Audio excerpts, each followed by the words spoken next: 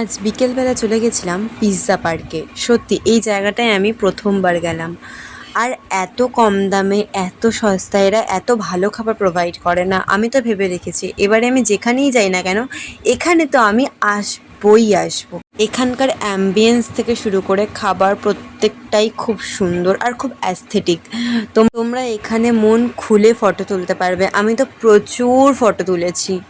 আমি বাকরুদ্ধ ওদের মেনু দেখে যে এত কম দামে এত ভালো ভালো কম্বোরা কি করে প্রোভাইড করে, মানে 200 টাকায়।